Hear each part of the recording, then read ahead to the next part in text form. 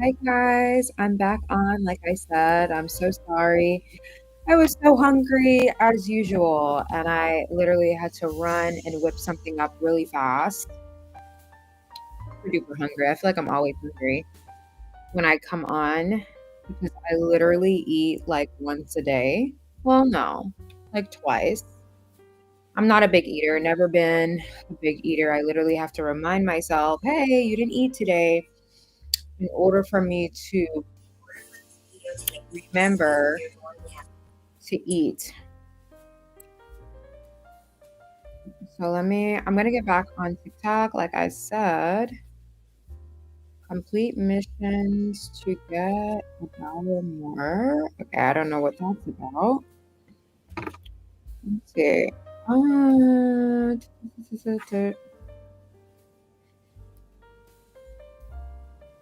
I think we were having such a good conversation earlier. I feel like it's so crazy. Like I always end up getting off when we have the best conversations. It's so weird. I feel like I always end up logging out when we're having like the best conversations. And I know you guys are like, stay on a little longer. But your girl has to eat. Your girl gets hungry. Your girl needs her nutrition. So okay, so I guess I'll share what I ate. I had what did I have? I had okay, so I had my favorite salad. It's like a Caesar salad. Well, it's romaine, chopped romaine, Parmesan cheese, very light on the cheese, fresh squeezed yellow lemon, a pinch of salt, a pinch of pepper, 2 tablespoons of olive oil. Shake it up real nice. You got your side salad. Very yummy, very healthy, very low in calories. And on the side of that, I had a grass fed mini steak, but I didn't finish all the steak. I don't know, like I'm getting older. I'm not a big meat person. I don't know. I'm really not into the meat anymore. I don't know. I think it's because when I was younger, I loved like meat. Like I was the weird child that would say, just give me the chicken. Like leave everything. I just want chicken. And they would just pile chicken or pork on my plate. Like I ate a lot of meat. And now that I'm older, I'm like, oh, that's bloody. I don't know if I want that. But I do eat it for protein. So, anyways, you guys on TikTok, please be sure to like and share the live. I would appreciate that. And let's get going with the topic for today. And you guys feel free to ask your questions. I will be answering all questions today. Whatever you want to ask, I will try my best to answer it. And I will try to go through all of them. I'm going to stay on till 7:45. So, if anybody has a question, I would love to answer it on TikTok. So please like, share, like, share. So I want to talk about autonomy. I've been having this conversation a lot, and I want to have it with all the men and the women who are online because autonomy will save your life. Now, when I was a little girl, my dad was, my dad and my grandma were very hard on me when I was younger. My grandma was really tough. My dad was really tough. And I'm happy with the values that my grandma instilled in me. May she rest in peace. My grandma was one of my best friends. And I know you guys are like, how could someone's grandma be their best friend? My grandma was my best friend. You made the phone call to those boys. No, I only call them if somebody's messing with me. I'll only call them if someone's messing with me. So my grandma was one of my best friends. And my grandma had 13 kids. My grandma had a lot of kids. She had 13 kids, 14 kids with a stepkid. Okay. So my grandma had a lot of kids. So my grandmother was just check just checking, thought I'd had to fight to prove my love. That's smooth. Okay. So y'all, so my grandma had 13 kids, 14 with her grandkids. And I don't know, my grandma never really allowed me to not do anything or not work. Like I remember my grandma waking me up at 6 in the morning, like, get up, get up, get up. We got stuff to do. Like my grandmother never allowed laziness. And my dad never really talked about my looks, as I always say. My dad started calling me beautiful when I was like in my early to mid 20s, early 20s, not throughout my childhood or teenage years.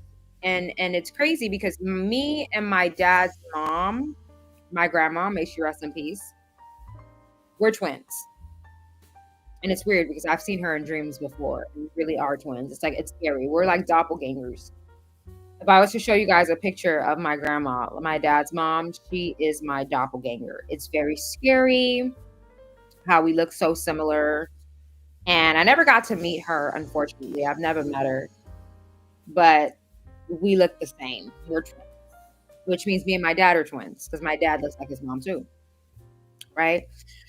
So my dad didn't really talk to me about looks because my dad was like, I need you to have a good work ethic.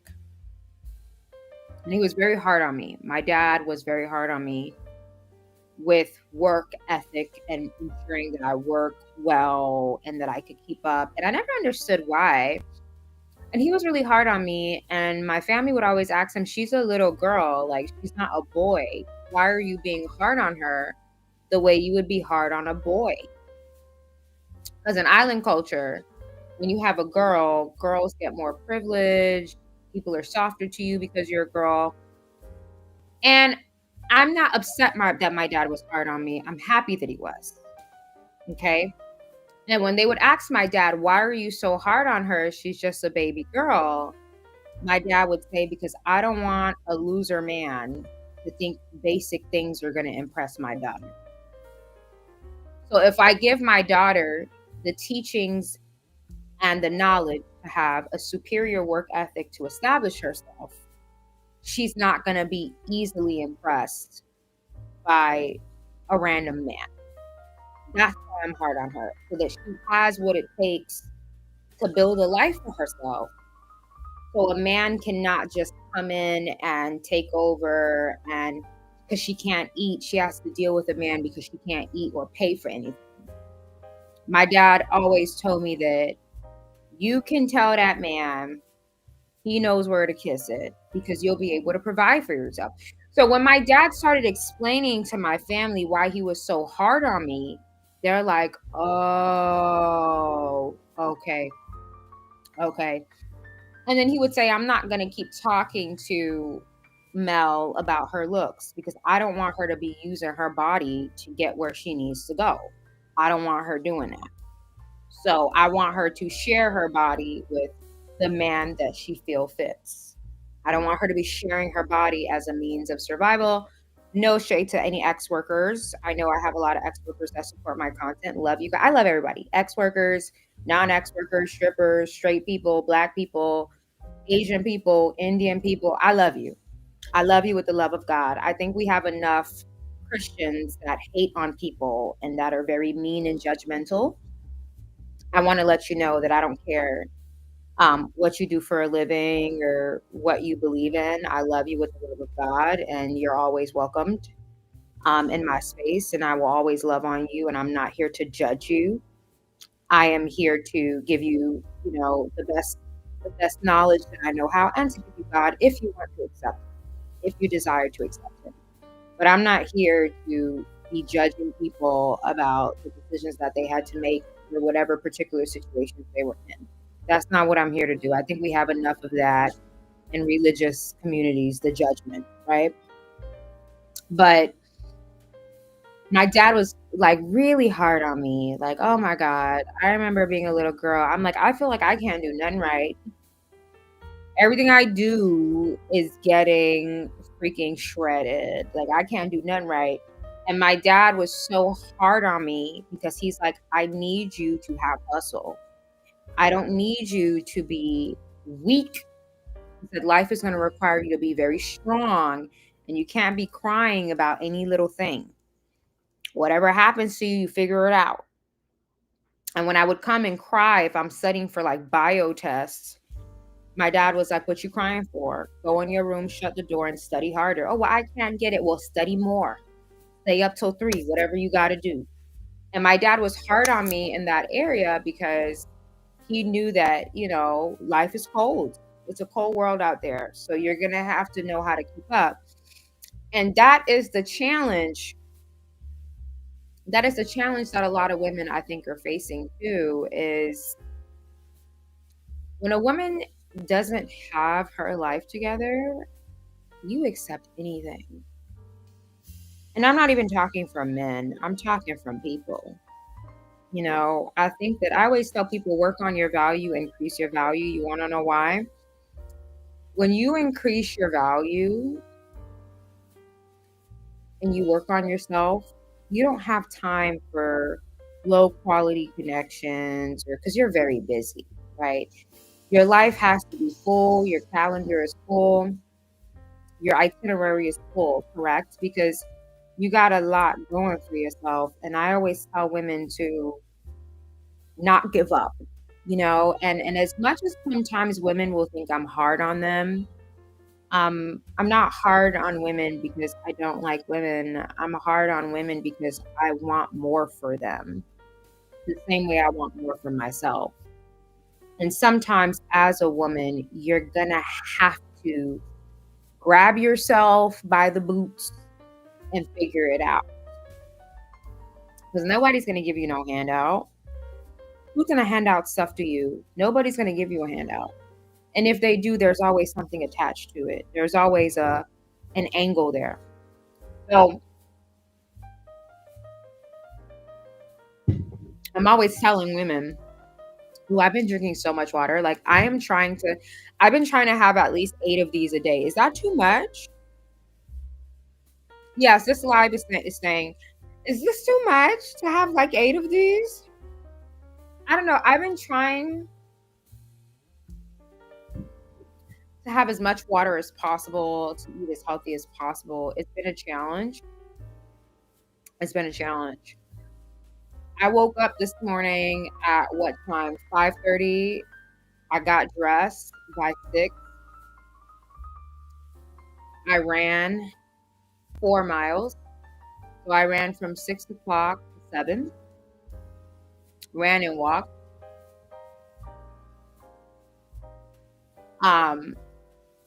And then I got home at 7. I showered. I had a bunch of calls to get onto for work. Like I just got up real early. I'm like, I'm ready to keep going. I don't want to waste any time. And honestly, I do love running and running a lot more than going to the gym. I don't know, like I don't like gyms that much. I go because you can't run every day, but I love to just be in nature and like smell the trees, and I get to watch the sun come up. I love that. But anyways, my dad and my grandma were very hard on me. My dad was hard on me with like work ethic and stuff and staying on top of things, and my grandma was hard on me because she wanted to make sure I knew human nature very well. So I do have to give her credit. My grandmother is responsible for a lot of what you guys hear. My grandma taught me. I remember watching a video of yours months ago on YouTube. Male bosses supporting Black women. You were right. Men, I hate to say it, but I'll tell the truth. Men tend to give you a smoother experience when men are in leadership. When women are in leadership, it's very hard. It's a lot. It's a lot. That's just me being honest. If I didn't have the experience I've had, I would tell you otherwise. But men, because with men, it's like, I don't know, they don't really care. They just want you to do your job. They don't care. They don't care if you're watching Netflix. They don't care. Men don't care. They just want you to do your job and leave. They don't want to hear about your personal life. They don't care about if you're wearing makeup. They don't care about your new hair. They don't care about who you went out on a date with. Men don't care. I remember having male coworkers, they would just create paper planes and just throw them all over the office. Like they just didn't care. If I came in with my makeup done or whatever, they say, "Oh, Mel, you look beautiful today." And I'll say, "Oh, thank you." And there was no angle there. They just wanted to compliment me. They're like, "Oh, Mel, you look beautiful." I'm like, "Thank you." And that was it. But with women, you come in looking pretty, you're going to get fired. That you will get fired. And I noticed that over time. And I'm like, and I also think that men also are corporately, not talking about relationship wise, men are a lot more, when they judge, it's a lot more rational. A lot of the crazy, irrational behaviors I've encountered in workspaces have been from like stuff like holding your pay stub, holding your check on purpose, like not letting you leave. Like I don't ever deal with that. I think men are not gonna keep crossing those kind of boundaries. Women are, I would say, it's hard to work for them. If they're not mature, they are very difficult to work with. I remember the time I was working for a woman that owned her own business, and she had a hiccup with one of her clients, and she like was like, "Oh well, she better." And then it was a private business, right? And she was gonna go to the client's room, and I'm like, "What are you doing?" She's like, "Oh no, I'm gonna go in there and give her a piece of my mind." I'm like, "You can't give your client a piece of your mind. Are you crazy?" First of all, you're a black woman. And as black women, we already have a bad rep, I would say. So let's not make it worse. Let's not make it worse. I said, you cannot go to your client and give her a piece of your mind. She's your client. Now, if you want to reject giving her services, it's a private business, of course. Like I've rejected, like I've had certain clients outside, but even for your level up group, I've had certain people where I told them I don't want to work with you. I don't want to do calls with you. I don't want to do it. I've rejected people, yes, because if you're crossing my boundary or I feel like you're being disrespectful or I feel like you're booking calls with me to be disrespectful, I have the right to reject you because it's a private business. I have the right to be like, no, I don't want to work with you. You're off. You're a little off. And every business really can reject people's service if they're not abiding in the correct manner. But she was like, "Oh, well, I'm going to go up to her." And I'm like, "No, you can't go up to her. No, are you crazy? Are you serious?" And I looked at her, I'm like, "Did you drink at the airport? Because I know you've been stressed." And that's not me being condescending. I get it. I get it. Life can be stressful. I get it. But you can't do that. You can't go into her, you can't go to that lady. She's a client at the end of the day. If you don't want to provide her services, you don't provide her services. That's okay. You could give her a refund, whatever, but you can't go up to her and do that. And I am always telling women that I'm sorry, y'all. My feet is like my legs falling asleep. Oof. Oh gosh, I need to get a massage. My neck, my back, everything's tight. Um, anyways, I'm always telling women, just please try to control yourself, um, these public businesses, because I think women already have a rep of they can't lead because of the emotional outbursts and all that stuff. Lead with grace. Be gracious with the way that you're leading. I think for female bosses, the worst experience I've had would be when I had a female boss that was making me park 3 miles from the job, and I had to walk 3 miles every day to get to work. Because instead of giving me a parking pass for the garage of the workplace, of the office, she made me park at like abandoned garage 3 miles away. So I had to always walk like a 25-minute walk to get to work. And all of the new women that got hired got passes to work. All of the new women that got passes, I mean, that started at the job got passes and they were able to park in the main parking lot, but I had to walk through my. So that's why I say, if you're a woman, especially if you're attractive, you have to work for men because nobody has time to be being punished, getting punished. Like, why would you make my 19-year-old self walk 3 miles? When we get off at like 6:30, it's dark. I have to, and I told her, I'm like, well, I don't know if I can walk 3 miles in the dark to my car. Like, we're in the middle of the city. I'm literally 5 feet. I don't think that that's safe. And I don't want to have to pay a Uber every time. But this is what women do. This is why I said when they lead, it's very irrational. It's very irrational because a lot of the decisions that they make, it's not rational. It's not coming from a diplomatic place. The decisions that they make come from an emotional place.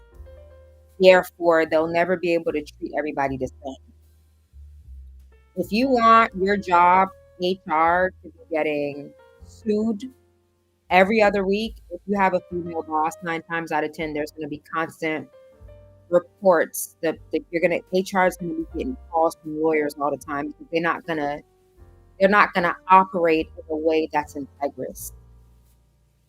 You can't hold somebody's paycheck because you don't like it. Men are not going to do that. A woman will hold your check for as long as she can for whatever weird reason. That is illegal. They'll do it anyways. That is illegal. So again, this is just my observations. I think there was, and this back to the autonomy thing, when I noticed that kept happening, it was my dad. My grandma told me, well, start working for men. Like, start working for men, curl your hair, look really pretty. Start working for men, you'll be okay. My mom was telling my grandma, why are you saying that? And then my grandma told my mom, look at your hair. You don't remember that lady that kept leaving perm in your hair? That's why you barely got no hair. That's what happens. Like when you're a woman, especially if you're attractive or you have vibrant energy, the rules are different for you. So my grandma told me, look your best and work for men and you'll be all right. And I started working for men as my bosses, and I never had those wild scenarios. And if there was a woman that wanted to get me fired, it didn't work because my boss wouldn't allow it. So a lot of people were asking me, what do you think is going to happen to Chelsea on Selling Sunset? Because Mary gave the ultimatum that if it's either her or Chelsea, people told me, what do I think is going to happen? Aside from if racism is at play, allegedly, I'm not saying it is, the owner of the Oppenheim Group are two twin men, two twin brothers.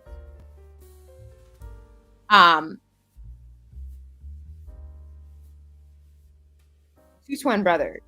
And I said, I don't think Mary, she may not win that. If the people that owned the real estate brokerage were a woman, if it was two women or a woman, I would say, okay, Chelsea's probably going to get booted off. If Mary put an ultimatum, Chelsea would get booted off because women operate in a cohort system. So if one of them don't like you, all of them don't like you. It's very high schooly. So, but I'm like, the owner of the Oppenheim is two brothers. So even if Mary wants Chelsea off, she's going to have to present that argument to a man. Men don't operate like that. So if you don't have a significant reason, you not liking her is not enough. Not for men. For a woman, it's enough. For men, like, well, okay, I understand you don't like her, but what is the main cause for this? If you're not trying to get, what's the main reason? Like, men are a lot more rational in those corporate situations. That's my opinion. If it wasn't for my boss when I was, how old was I, 20?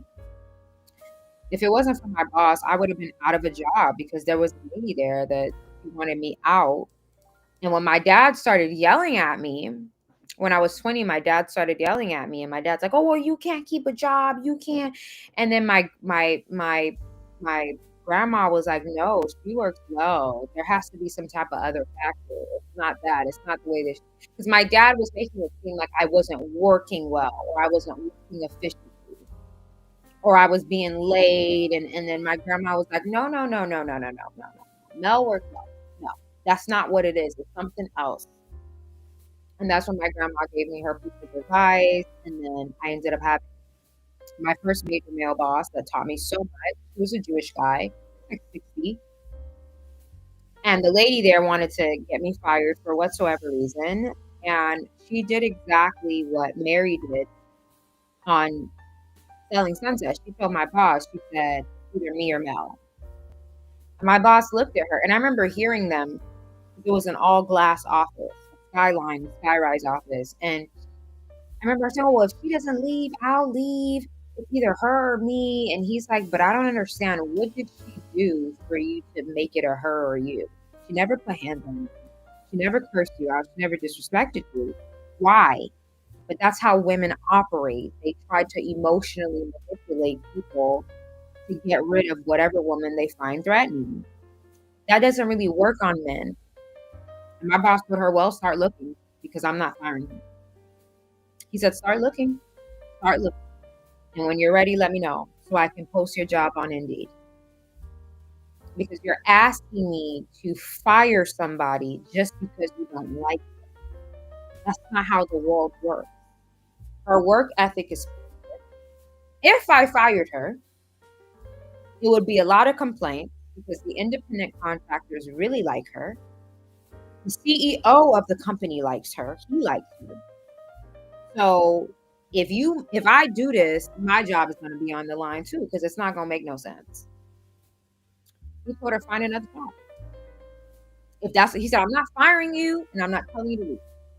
But if you're giving me an ultimatum, I'm telling you that I'm not going to fall for that because there's no solid foundation for this ultimatum. So find another job." And if he wasn't there, I would have been out of a job. hmm If I had a woman manager, she would have fell for the manipulation and I would have been jobless. So sometimes protecting your autonomy also comes with picking and choosing your environment based on what you know about yourself. So if you're a woman where you're confident, or if you're a woman where you have a really good work ethic, or if you're a woman where you're very focused, or if you're a woman where you're very private, it wouldn't be wise for you to have women as your bosses because you'll probably get fired. Based on that, if you're a woman and you're manipulative and you like to form cliques and stuff, then you can because you'll fit right in. But if you're not like that and you want to go to work just to work, it's not going to be a good idea. It won't be a good idea. So again, you have to pick. Happened to me just last week. What happened? You have to pick and choose based on what you know about yourself. You have to pick and choose. So, for example, with me, there are certain things that I do, and there are certain things that I don't do because I know myself. I know my aura. I know what I like. I know what I don't like. I know what works. I know what doesn't work, and that is how I choose to live my life based on what I know about myself. So you gotta pay attention to yourself. Like, how do people respond to you? How do you respond in certain environments? What environments work for you? What environment doesn't work for you? And that's gonna help you decipher. That's gonna help you decipher what to do. My life as a nurse, I got the silent treatment because I refused to dogpile on another nurse. What do you mean by dogpile? What does that mean? They paint you to be the villain when it's them. Work is stressful enough as it is. B, why don't you work for a surgeon? I always tell women that are nurses to work for plastic surgery. Work like be the doctor's right hand.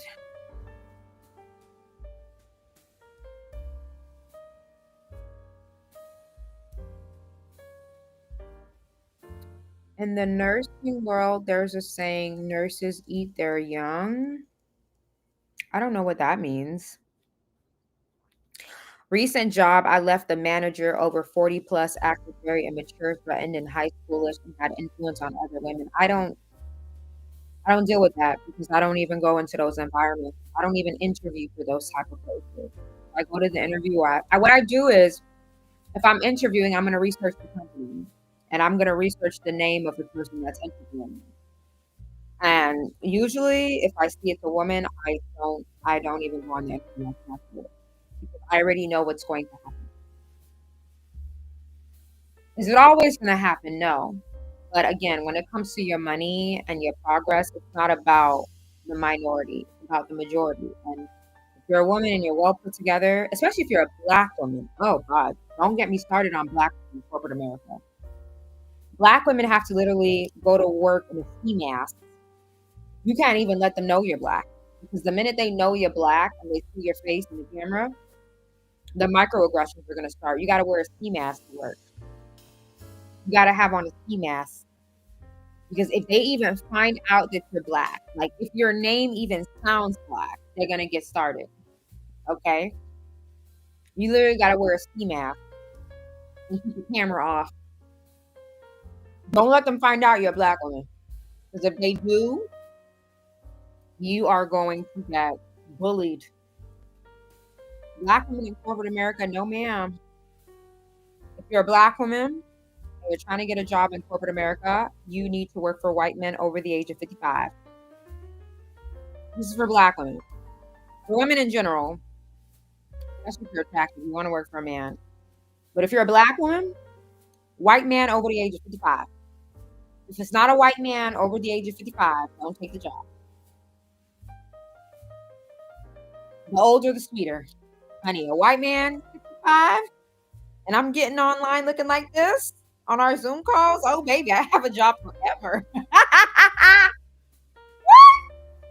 get on there. I get on the Zoom call like this with a white man over the age of 65. Who's gonna be out of a job? Who? He's gonna say Mel, not my Mel.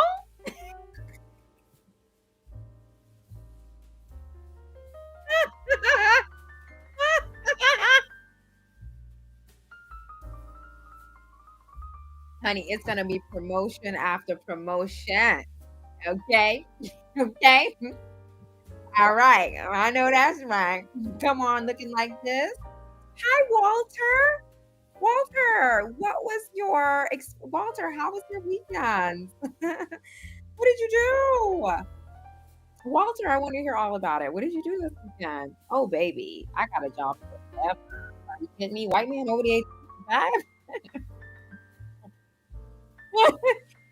Honey, it's going to be promotion after promotion with Mr. Walter. Are you kidding me? Walter is going to make sure that my job is protected.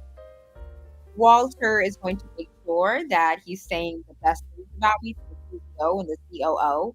Walter is going to take good care. Okay.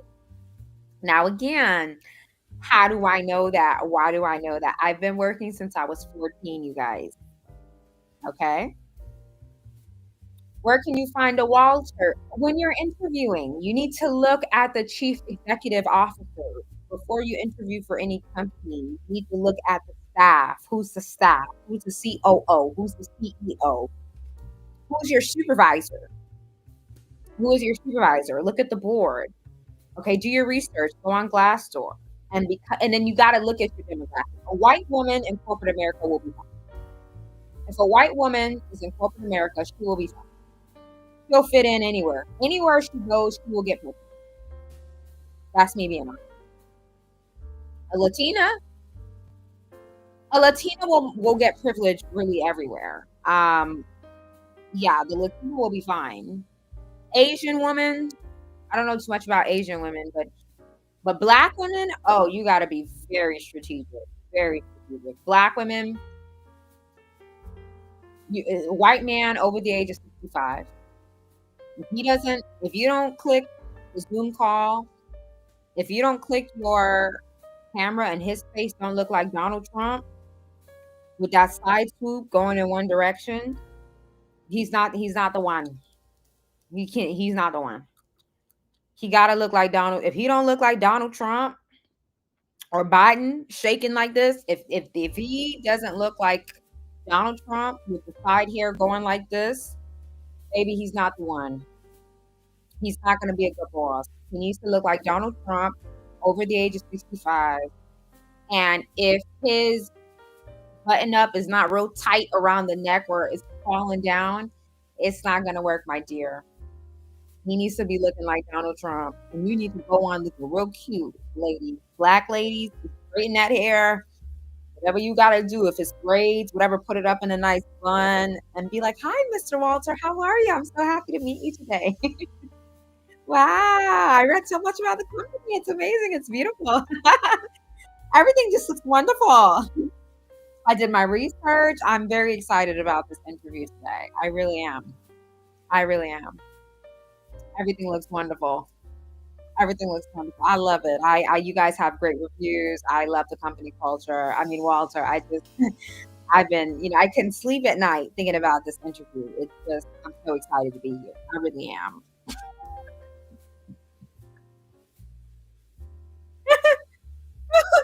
Honey, he's gonna be like, she's hired. Hey, Mary, can you send Mel to? She's hired. I don't even want to interview nobody else. Got the job. She's hired. Close out the requisition.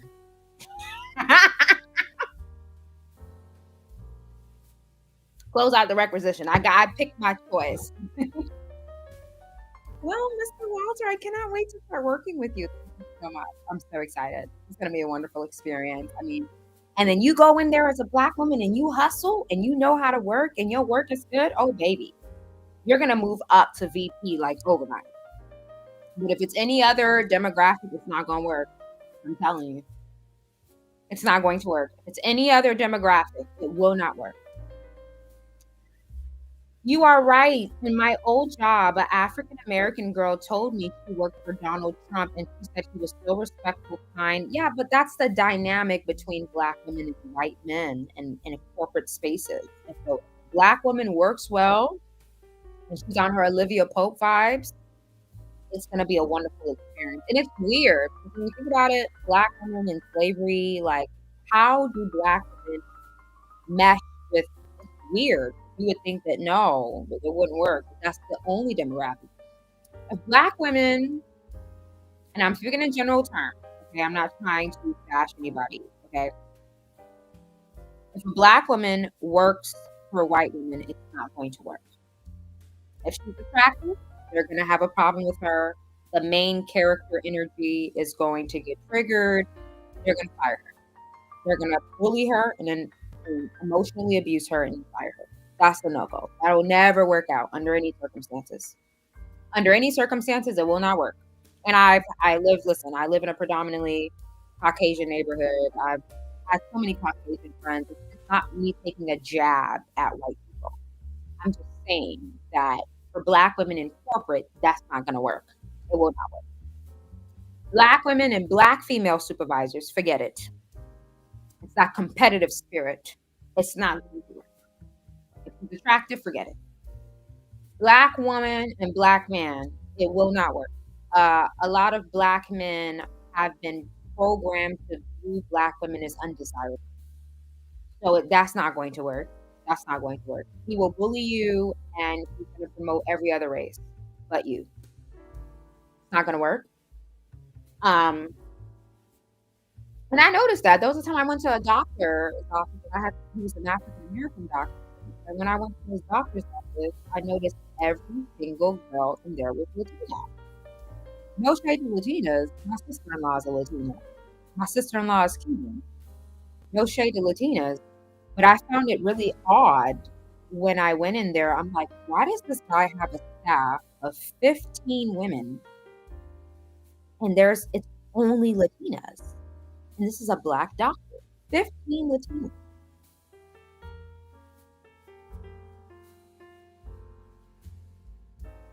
Well, I'm definitely not gonna come here anymore because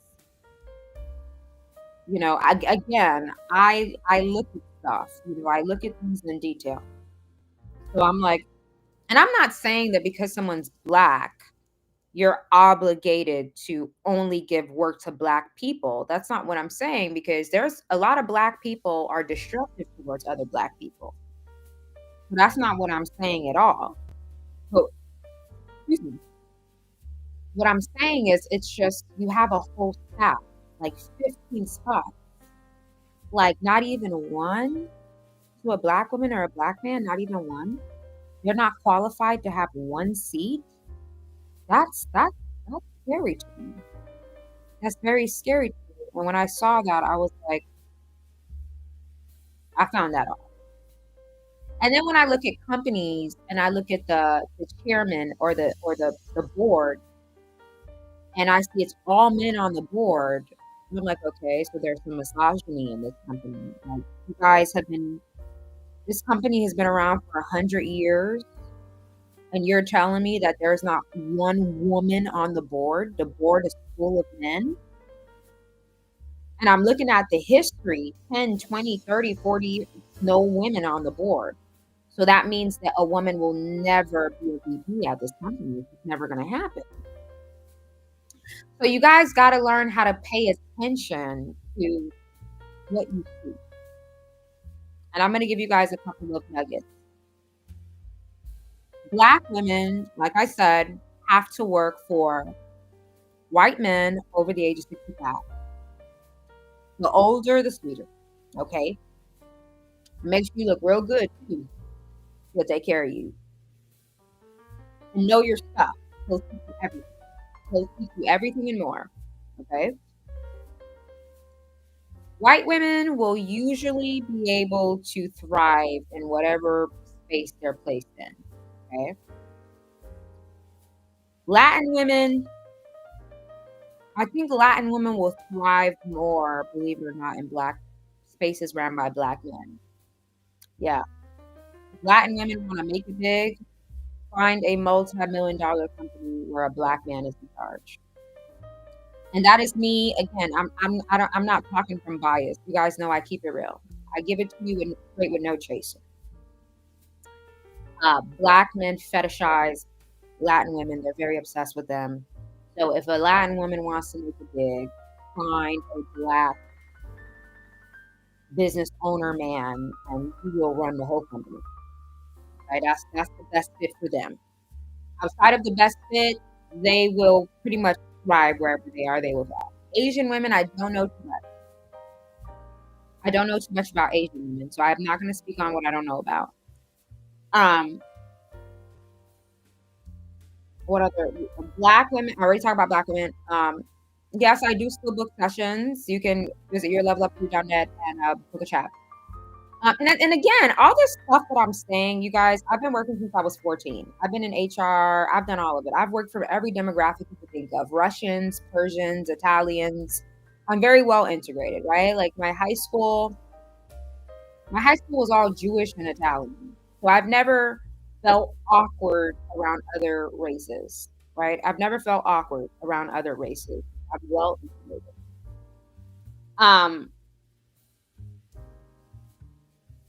These are just general stats that I'm making off the top of my head because I know how it works.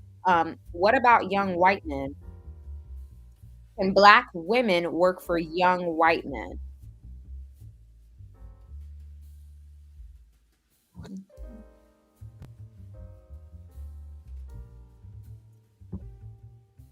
Uh, I don't think so. They're gonna feel overpowered.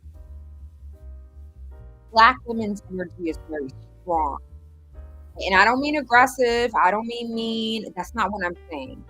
Black women, especially when I'm talking about Olivia Pope. If I work with a young white man, he would feel very threatened by me. He absolutely would. He's not mature enough yet. He doesn't know how the world works yet. Right? I hate to say it, but you know, this guy Cal's fully convo, I'm out. Okay, goodbye. I don't think it would work. Baikal, you see, it's like they think we care. He must be new here. We don't care, my dear. You won't be missed. Whoop de doo. So, young, like a black woman working for a young white man. I don't know. I've never worked for a young white guy before, so I don't really know how they operate. I don't know. I think they would try to get a little sexual. Like, I think that they've like fetishized like black women to some extent. I feel like, and if the black woman is attractive, he's gonna try to get unprofessional. The older ones do that too, but the younger ones, they won't be able to concentrate much. Have I ever worked for young white male? I did one time and it was a very bad experience. And the reason why is because a lot of times they're young and privileged, right? So their fathers worked harder to build the company. They have more of a sense of responsibility. The young ones kind of like went to Harvard on their parents' trust fund, partied hard, um, got a job opportunity to work for their father's company. So they don't really, they can be very immature. It takes them a long time to grow up. And sometimes when they encounter a black woman and she's on her ish, they may start to feel overpowered. They may start to feel overpowered.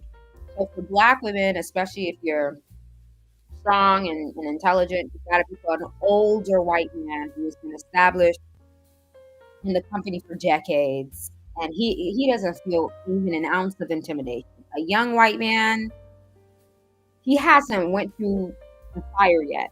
So he's going to feel overpowered by the black woman. It's not going to work. It's not going to work. And they don't follow the rules either. They break a lot of rules. That's one thing. My manager is a middle-aged white dad. Aw, he hired me so quick too, and knows I'm smart, but doesn't treat me like a know-it-all. Yeah, that's for black women. That's your niche.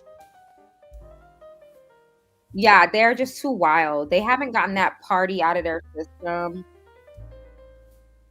I remember there was a time I had one. Well, he wasn't my boss, but he was one of the major independent contractors for one of the companies that I worked for independently. And I went to the Christmas party. And it was a Christmas party, and you dressed up for the Christmas party. It was at a hotel. It was like a gala Christmas party, very nice venue. And this guy was like, I don't know if he was drinking. Well, you do drink at Christmas parties.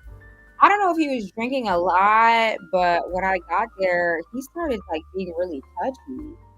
And in my head, I'm like, what is he doing? He was probably like 38, and I'm like, this is how they act. 'Cause they're not like in their 50s or 60s yet. So they're very like, gimme, gimme, gimme, gimme, gimme, gimme, gimme, right? So when I got there, I go, wow, how are you? Oh my God, are you enjoying the party? And I'm just having small talk, and he's like, oh, I'm enjoying the party. And in my head, I'm like, why is he looking at me like that?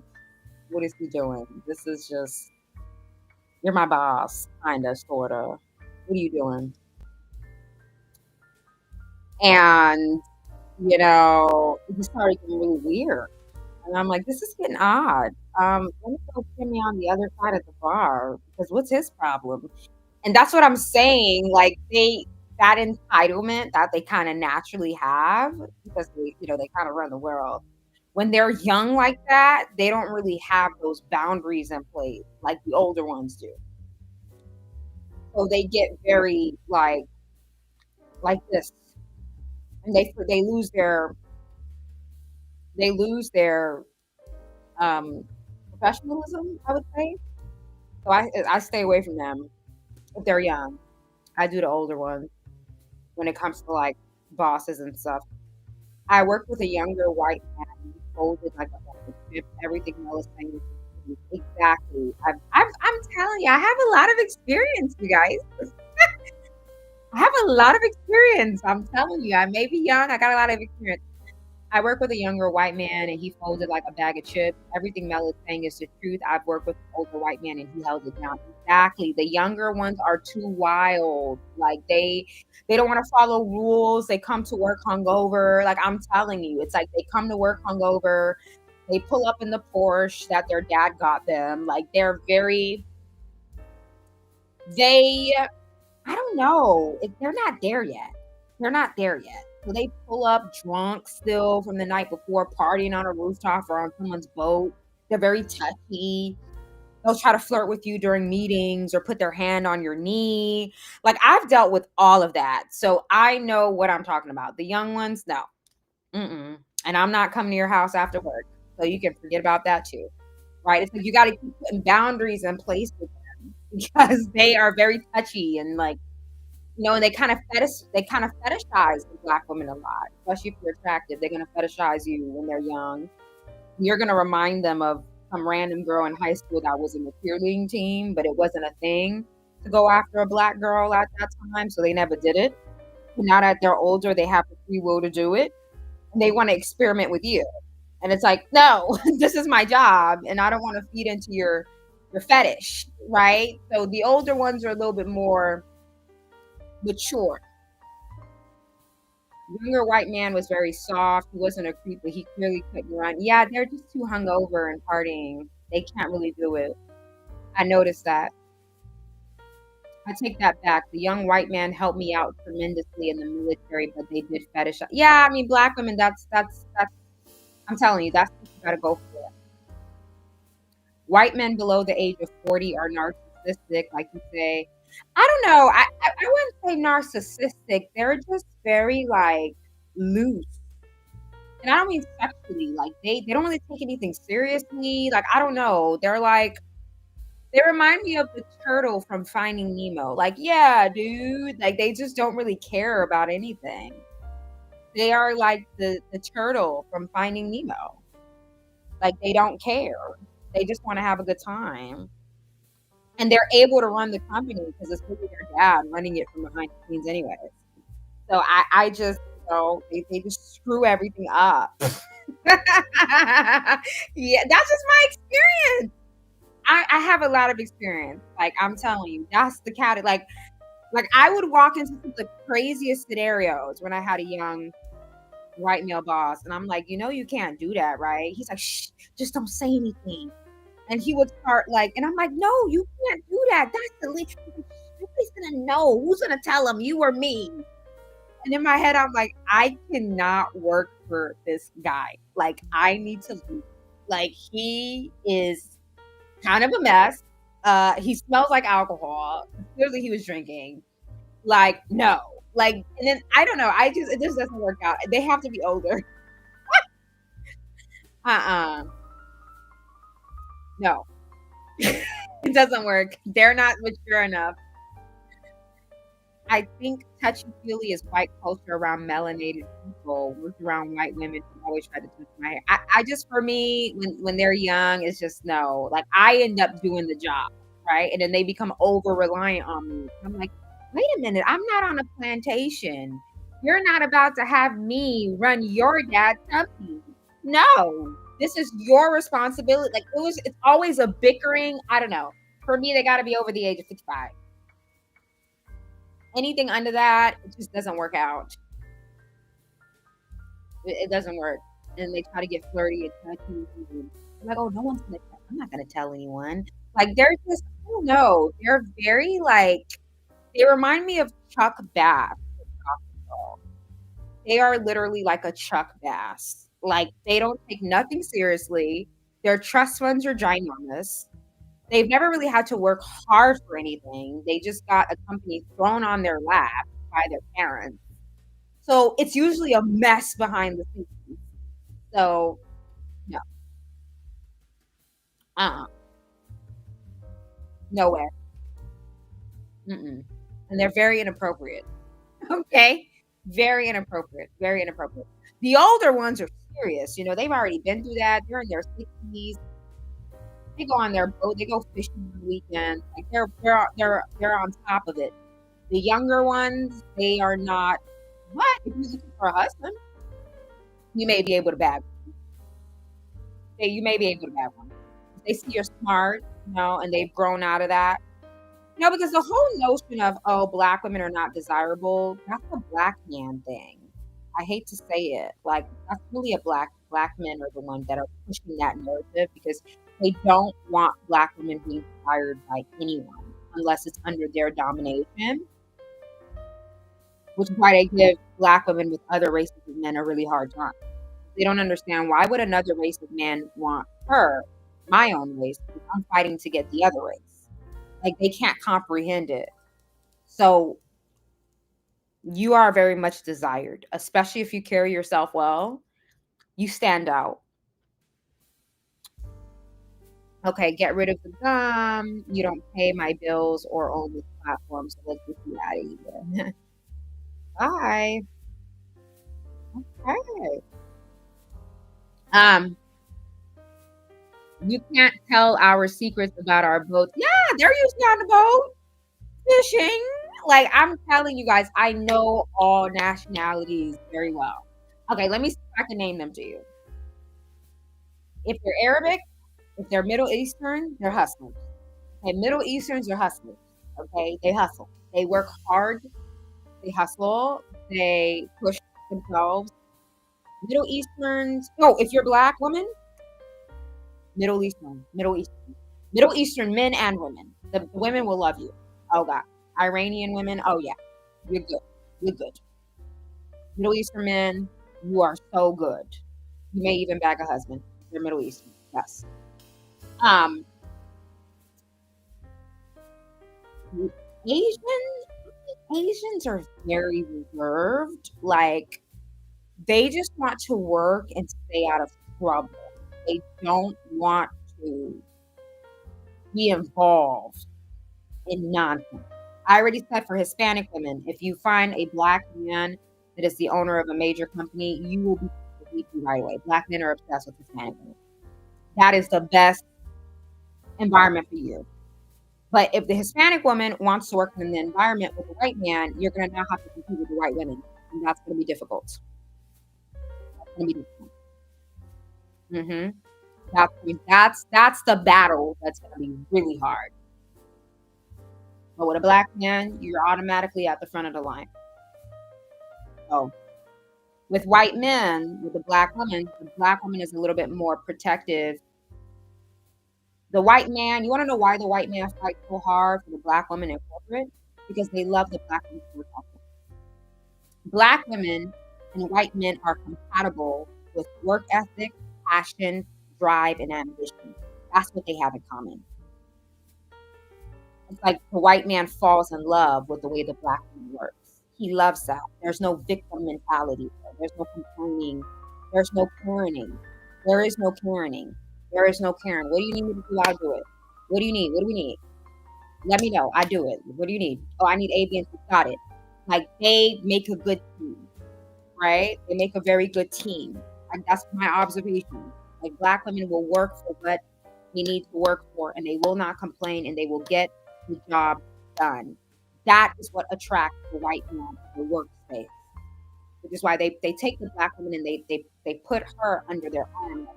Oh, finally, somebody that I don't have to keep saying left, right, left, right, left, right. She kind of just hops in the ring and gets it done. But I hate to say it, black men and white women, they share that victim mentality. Both of them. They share that victim mentality. That's why they make a good parent. They make a good parent. True. Psychologically proven. I mean, statistically, they have that in common. So the white man and the black woman have the ambition, the drive, the resilience, the focus, the getting the job done, the sweat, the tears. They have that in common. That's why in the workplace, that is your ally, is the white man, because y'all have that in common. And when he sees the way you work, he's not going to allow anybody to get in the way of that. Why? Because at the end of the day, the white man is about getting the money in. He wants to pull the money in. What do we got to do to keep the money coming in? They're very business savvy and business oriented. So he's focused on keeping the worker that works well. That's the white man's mentality. Like, how can I keep the money, the flow, the business, and the power coming in? Well, black women is like, I gotta get what I need to get done. I don't care to be lazy. I want to work. That's why they make a difference. Black men don't like to hear that, because the black man a lot of times is like the white woman in that victim mode, constant complaining. I don't have this. I don't have that. I don't have this. I don't have that. Constant complaining 24/7. Both of them. That's why they make it big deal.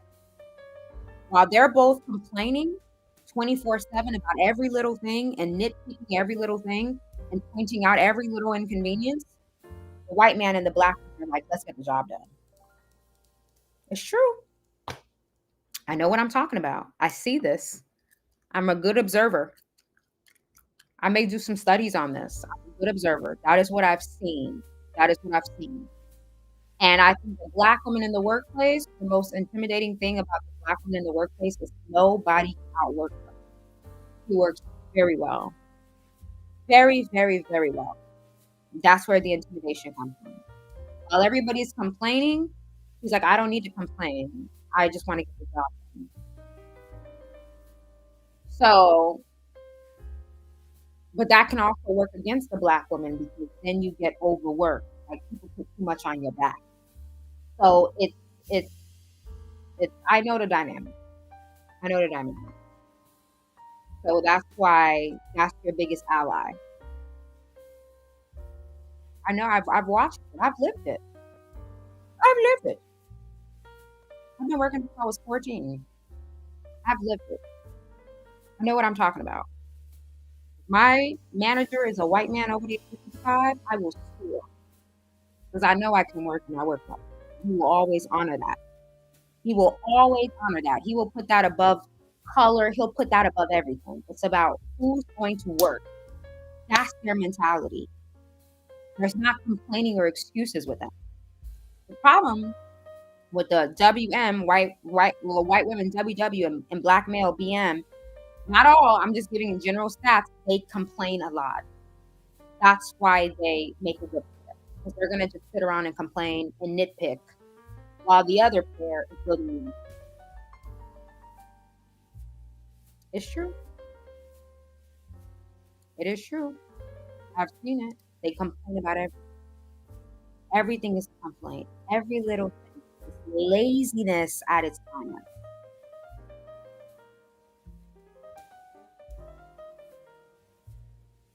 Now the black man can lead. The black man can lead. It's just about finding the right allies. They need allies. The right one. And check the ego too. And they all have ego. Everybody has ego. Everybody has ego. But I've never had a black boss before. A black male boss, have I? I did. And he really liked me. But he was very withdrawn. Like not you don't really see him that often. That's the only vibe I got. Very, very, very paranoid. And I get it. Because when black women are when black men are in power like that, it's easy to get owned if they're not careful because of the stats. So he was very like paranoid about a lot of things. Like he was very scared and like hyper paranoid. Yeah. But he was nice. He was really kind. He was kind. He was kind. Advice for younger black men. Um, I would say for younger black men, I would say my advice would be to don't get caught up in the hoopla. Stay focused. Build something from the ground up. Respect and honor. Do not disrespect your own race. Don't follow men who do that. They're calling curses in their lives. Don't do that. Work hard too, without complaints. Vouch for yourself. Carry yourself well and keep yourself out. You don't have to be rich to keep yourself. Take care of yourself. Manners. Work on your etiquette and develop empathy. When you work with perfection and ensure that you're creating the right allies. Why one what? Why one would say yes, it's material somewhat. Ma'am, I don't know what you're talking about. What is that? Does anybody know what she's talking about?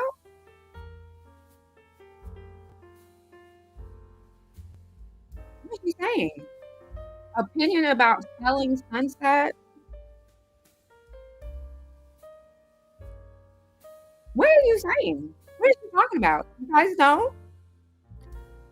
Sometimes I feel like people just come in here and just say whatever. Like, I don't even think they even know what they're talking about. What are you saying? What are you saying, ma'am? I'm trying my best to answer questions, but what are you saying? I can't even answer it because I don't understand. Okay, let's see.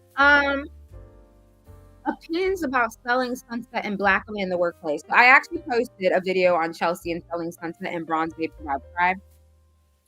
Um, it's a challenge. It's a challenge. I think that Chelsea's a major trigger, not because she's a black. Okay, so let me watch my words here. Um, let me watch my words. Um, let me watch my words. So here's what I got to say. So I think that you guys hear me on YouTube. I think that somebody allegedly. I think a lot of these producers of these shows strategically choose black women that are very triggering to bring on the show because they know that it's going to cause a ruckus. So why is Chelsea more triggering than general black women? Number one, Chelsea married into wealth. Her husband's a millionaire, a white millionaire. That right there already triggers everybody's main character on the show. There really weren't any women on the show that were married besides Chelsea and Mary. Everybody else, all the other white women were unmarried. So you bring in this black woman, a dark-skinned black woman. That's not me talking bad about dark-skinned black women. I'm just trying to open your eyes on the trigger and how they strategically placed her there to trigger a lot of people, right? So a dark-skinned black woman, beautiful dark-skinned black woman, married a white millionaire, a British woman, intelligent, straightforward, stern, speaks her mind, hustler, resilient. She's a walking tornado to her environment. That is a trigger on all levels. And I think they strategically pick those type of black women to bring on. Notice how the black woman they bring on is usually a dark-skinned black woman who's well-spoken, strong-willed. They strategically cast them on because they know she's going to trigger everybody. And then finding out, wait a minute, she bagged a white millionaire? Oh, hell no.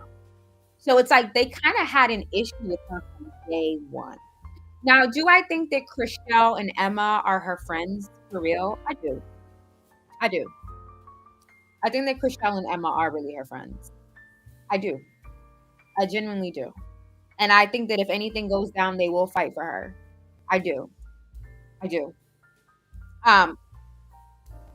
Well, no, ratchet black women on TV. No, Chelsea's not ratchet. She's the total opposite. But when it comes to reality TV, yeah, that's what they do. They strategically do that.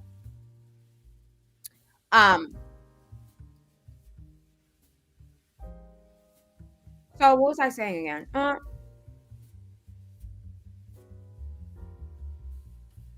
I have an emotional, what is it? Emotional intelligence masterclass. I already have one on my website. So what was I even talking about? I done forgot.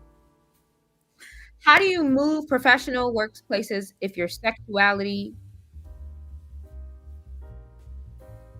is easily clockable as a black man? What do you mean? Like, are you like you date men? Are you a black man that dates men? What does that have to do with your professionalism? They shouldn't be bothering you about that. That ain't got nothing to do with your work ethic. And if it does, then they're like immature. What does that got to do with your work ethic?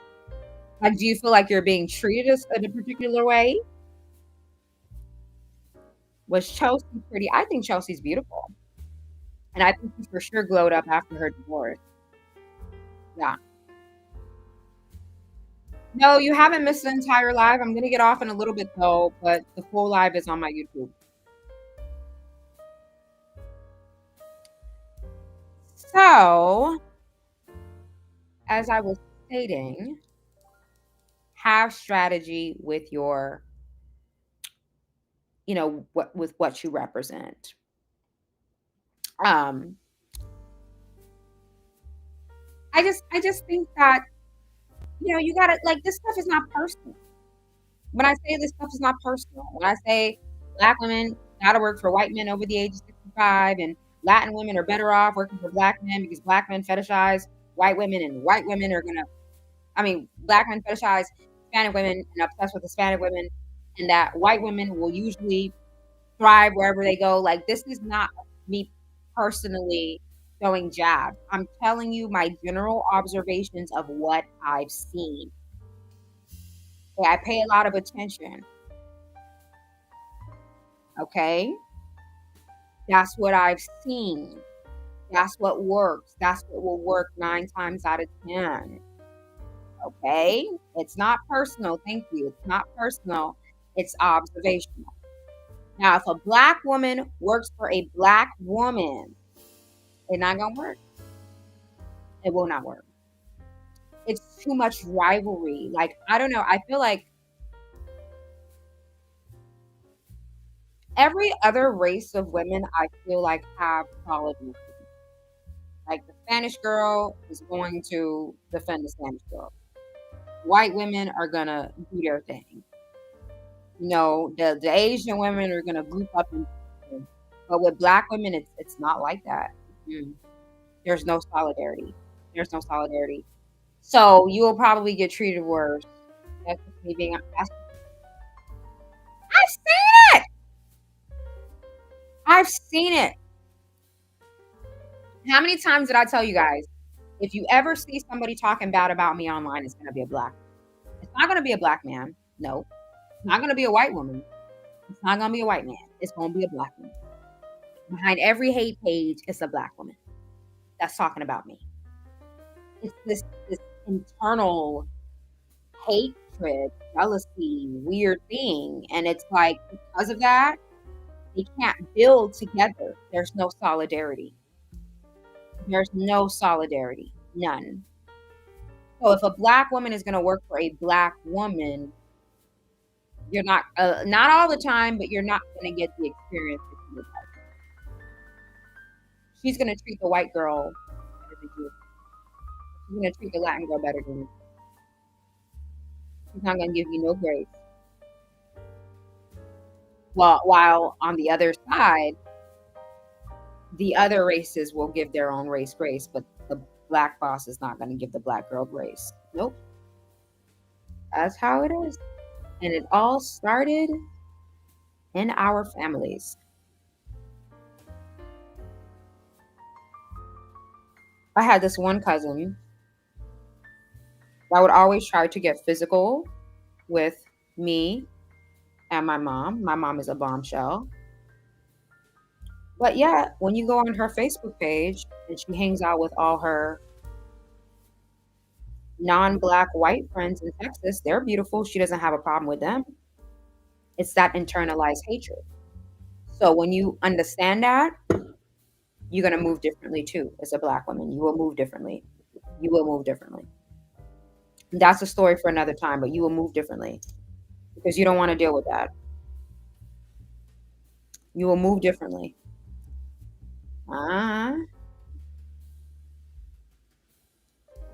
Black women always give other races of women grace. That's what they did with Cardi and Nicki. Look at how black women treat Nicki compared to Cardi. That's how it always is. You're fighting for the Latina woman and bashing your own kind. They do that all the time. That's why they're obsessed with Chris Brown, knowing that allegedly he's a major colorist. But here go your dumb self with a big ass flyer, showing up to a Chris Brown concert looking like an idiot, knowing how he feels about you. Ignorant. Highly ignorant. It's this internalized hate. It's very weird, but I get away from that. I'm telling you, I get away from that. I stay away from that. I already know how that works. Mm-hmm. I already know how that works. I already know how that works. It's weird. I've never had that. I've never understood that. I've never had that. I've never You will not catch me coming online dragging a black woman. I don't do that. That's low. I don't do that. That's weird to me. I find that strange, especially if other races of women are doing the same thing, but you're only going after the black woman. It's giving internalized racism. That's what it's giving. Like, you don't like your own kind. Another good example of this is a major label company that I'm not going to talk about that intimidates and bullies black artists. If you're a black owned label company, why are you only targeting black artists? Why are you targeting black artists when there's other artists? It's like you have a microscope, not a mic. Is it a microscope? You have I don't even know what you call it. It's like you're zooming in. It's like, it's so weird. What are you doing? What are you doing? It's so odd. Like, and that stuff is when you see that, I already know how that works. There was a time I literally, no, I don't vote. I never vote. I remember there was a time I literally, you know, noticed that this one guy online, a black guy in the Christian community, it's like, you're always bothering black women. Like, why are you always calling out black people? I've went through your page. I've never seen you call out any white person or Latin person in the Christian community. You are obsessed with degrading your kind. You are dangerous. And you guys have to pay attention when you see people like that. That is dangerous. Like, you got to stay away from that. And I'm like, why is it that I went through all of your content and all you do is bully black people? And you're black. And all you do is bully your kind. And I've noticed it's weird. It's weird.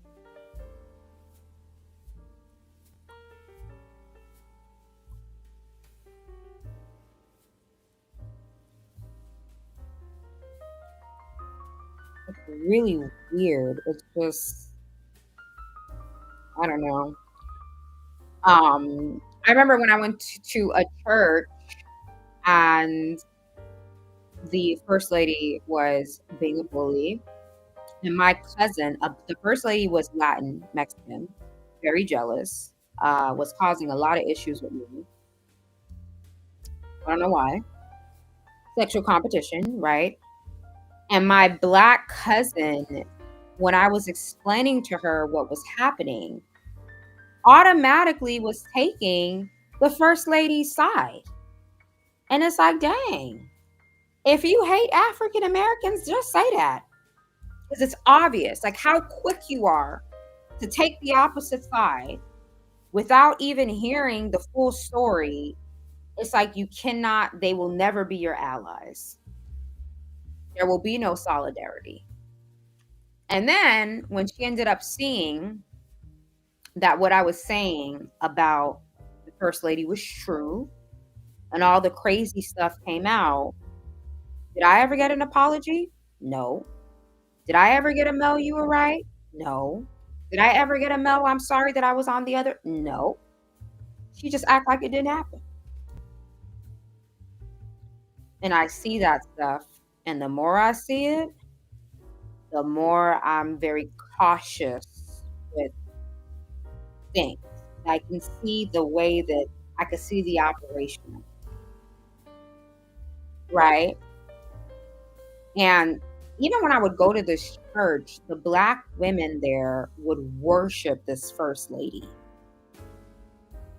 They would worship her. She wasn't black. They would worship her. And it's like,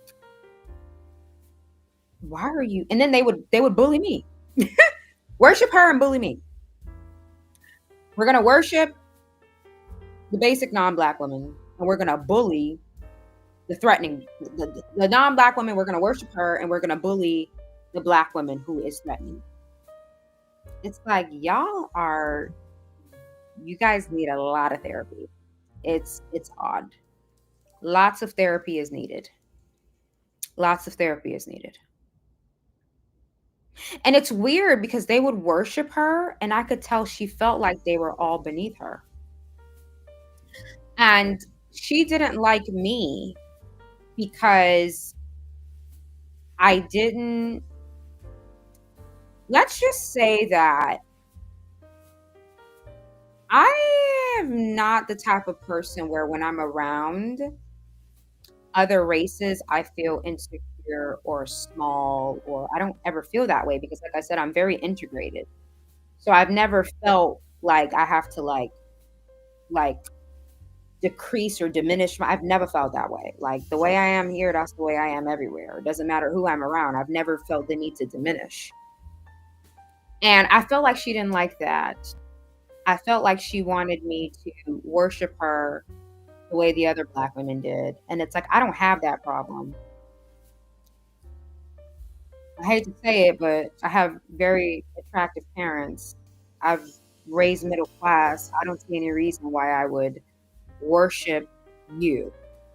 That's kind of like what they do on Basketball Wives. It's like all the black women, like they worship Evelyn. It's really sick. Like they literally worship her. And it's like, Jen, you can buy Evelyn's whole life.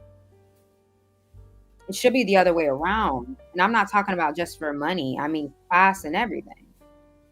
And it's like, that's that cognitive dissonance. So when she saw that I didn't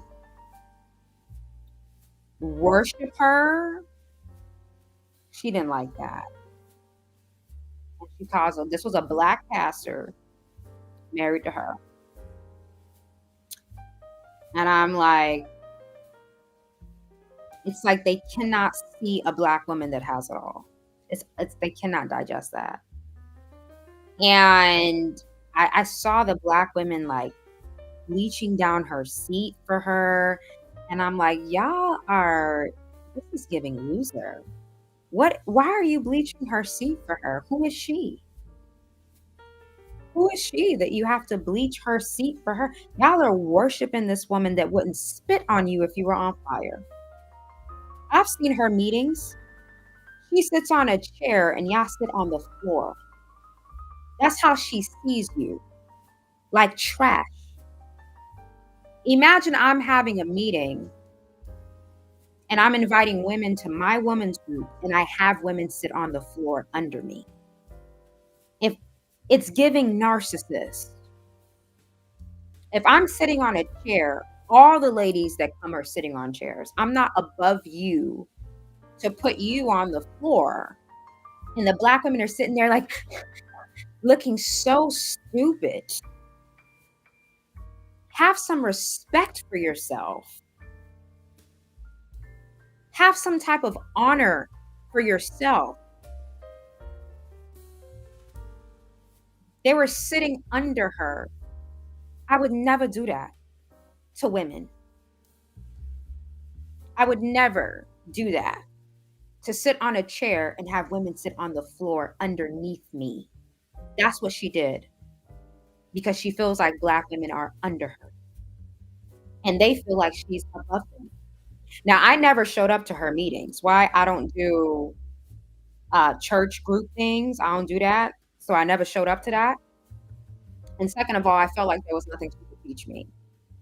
There's nothing that I could learn from her, if I'm being completely honest.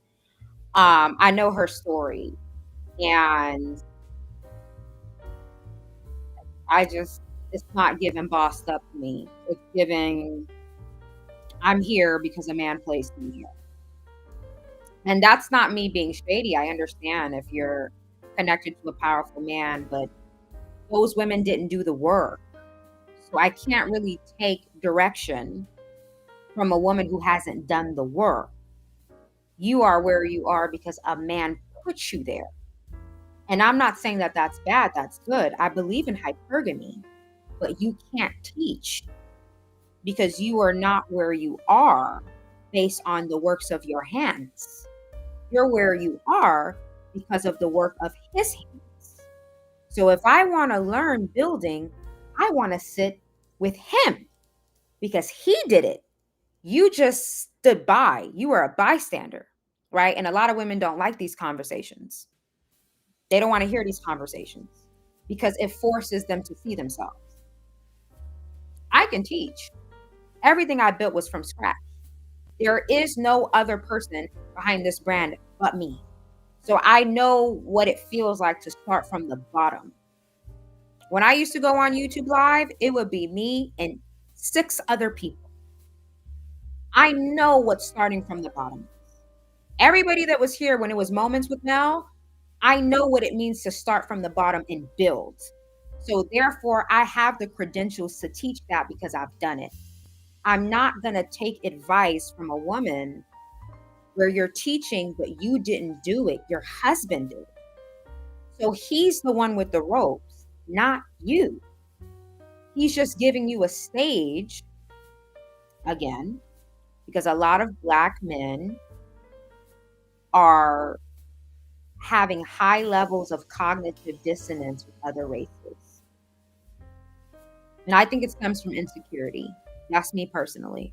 I do think it stems from insecurity. I do.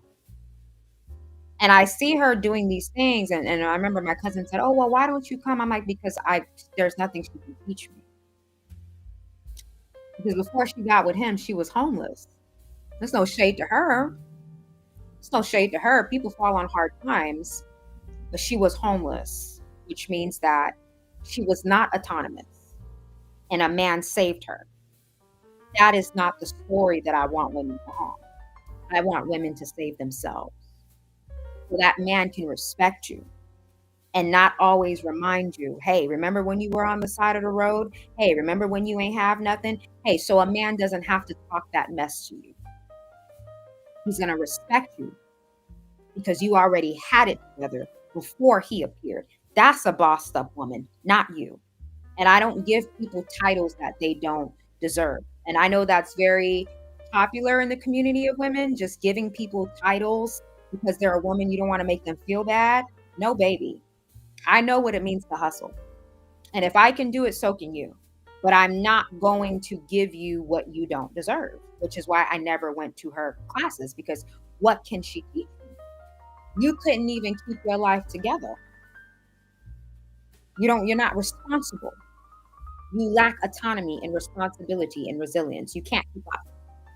So you have these women under you because they're insecure. I'm not insecure, which is why I never showed up, because I'm like, there's nothing she can teach me. Absolutely zero. And I think she felt some type of way about that. Don't hate the player, hate the game. It's just real. It's real, you know? And I think that that's why she had an issue with me, and she started all these issues in the church, and her man had wandering eyes, and it's just, how that goes. You know how that goes. But the woman is always gonna attack the woman. That's just how they are. So I think that she felt. I think she felt. Let me get this person out of here. I think that she felt intimidated by me. People bet their money on Black women being insecure. They want you to be insecure as a Black woman. They want you insecure. And if you're not insecure, people are annoyed by that. I have nothing to be insecure about. I'm intelligent. I'm beautiful. I'm spiritual. Hey, I'll gas myself up. I've been through a lot. I think I'm allowed to gas myself up. Amen. Have you guys not been through a lot? Are you not allowed to gas yourself up? I think we're all allowed to gas ourselves up. So I didn't feel the need to diminish myself like the other predominantly Black women that were there who just didn't respect themselves. That's all. Any woman that's going to sit on a chair and have you sit on a floor is above you. Yes. You have a bunch of women. There are older women in their 60s Why? Like, you are so disrespectful. You deserve an ass whooping. You do. You're going to tell me that there are going to be 65-year-old women and you're going to have them sit on the floor? That woman could be your mother. That woman can be your mother. You think you're so above that you're going to have 65-year-old women, 75-year-old women sitting on the floor? Like, but you want to know why? You were raised by hyenas. So you don't have class. You're wearing red bottoms. You're wearing Chanel. But anybody can put a dress on a pig, right? So although you're wearing those designer items, it's not giving elegance. It's not. Because anybody who's elegant respects their elders. And you do not have women who are older than you sitting on the ground. That woman can be a mother. That woman can be a grandmother. Respect your elders. That's the first line of etiquette as a woman.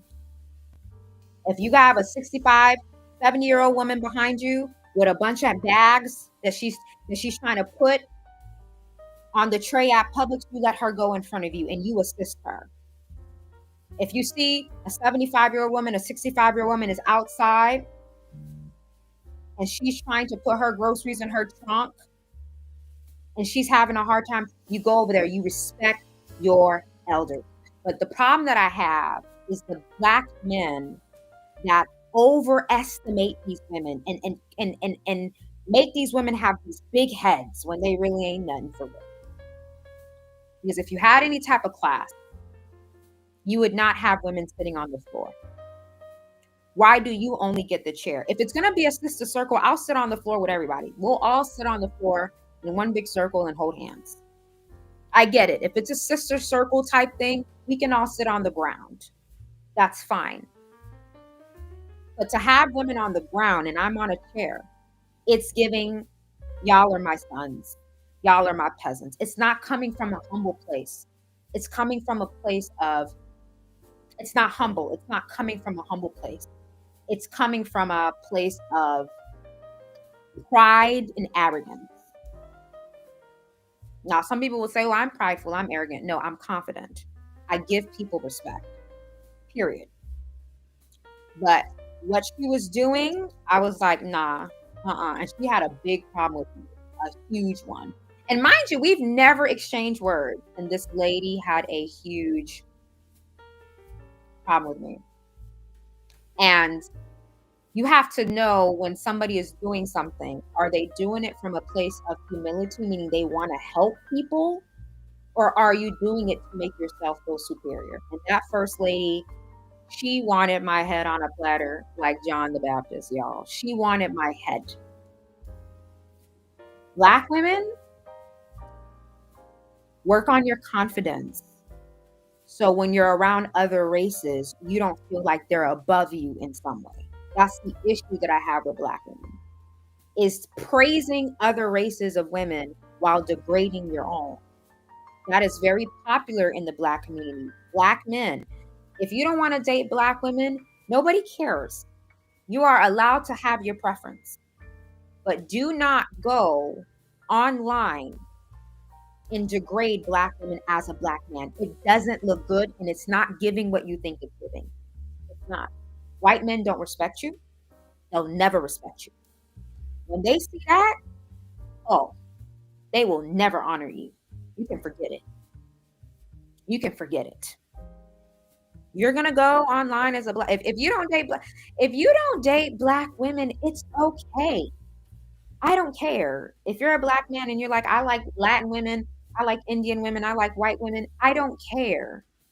But do not purchase microphones and recording devices to go on a camera and degrade your own race. It looks bad. Other races look down on you when you do that. You look ignorant. It's not giving what you think it's giving. And that's why Black women who like themselves, people give us such a hard time because they're used to that mess. And it's like they want you to diminish yourself when you're around them, they desire for you to diminish yourself for their comfort. That's why that first lady had an issue with me. Why is Mel not diminishing herself?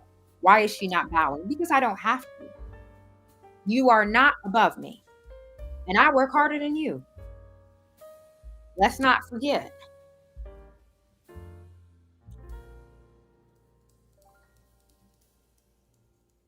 You know? And I don't like that. And I keep telling Black women, supporting these colorists, like, you know, if you don't like Nicki, don't like Nicki, but don't support Cardi just because you don't like Nicki. Let me get this person. Like, I don't understand. Like, if you don't like somebody, why come on their page? It's so odd. I'm just saying to work on your confidence. Like, work on it. It's just that first lady wanted me. Y'all, it was bad. It was bad. I remember my sister-in-law came to church one day. My sister was like, do you guys have an altercation? I'm like, no. Like, she looks at you like she wants to unalive you. Like, while you're worshiping, she's looking at you like that's like she's ready to jump on you. And I know what it is. I'm a trigger. I'm a trigger. I understand. I get it. I get it. But it just shows you that class cannot be purchased.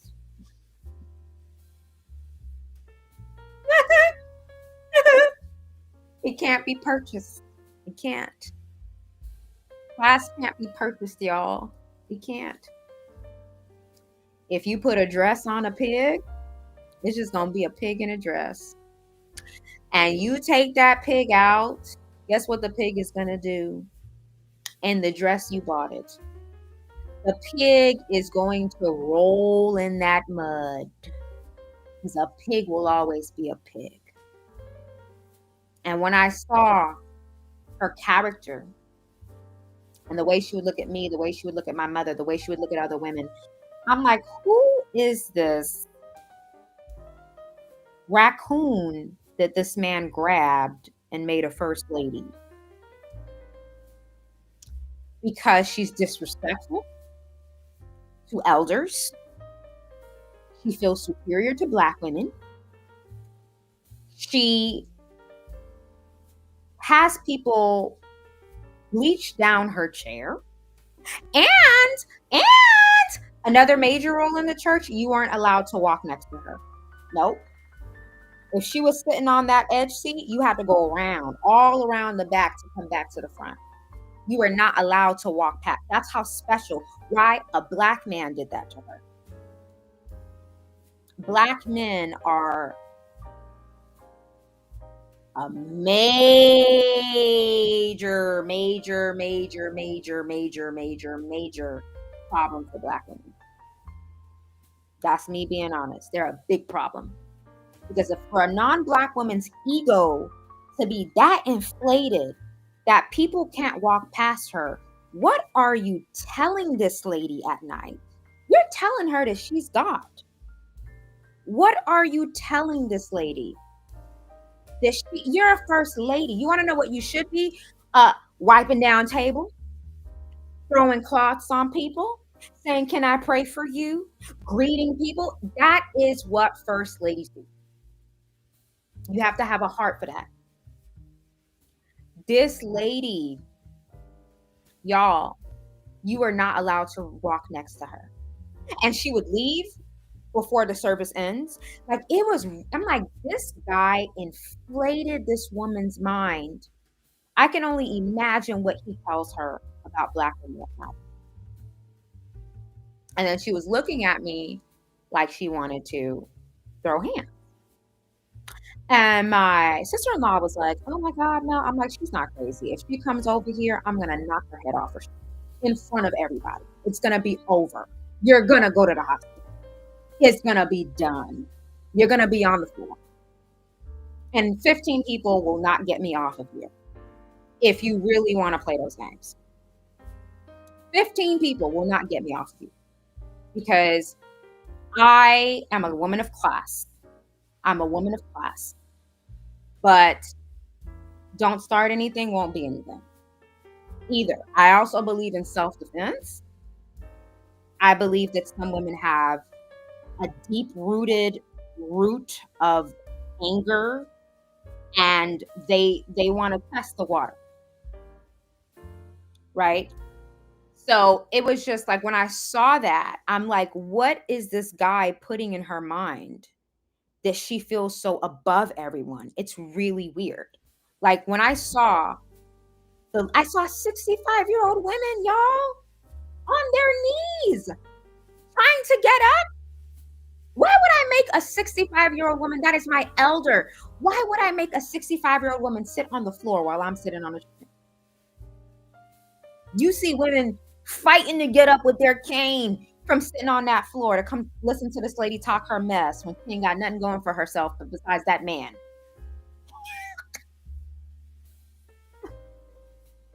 I'm not trying to be mean. Oh no, I didn't say. I didn't say. It was a big blow up. I didn't say. It was a huge blow up. I didn't say. But I was like, oh, okay. Yeah, this is just no. She doesn't respect her elders at all. Like, and that's something that women always have to look out for. When you're going to these spaces, you have to pay attention to the person's heart placement towards what they're doing. Am I doing this to feel superior and above everybody? Or am I doing this because I would like to assist the humanity and the well being of the masses? That's what you're there to do. You're not there to feel like a princess.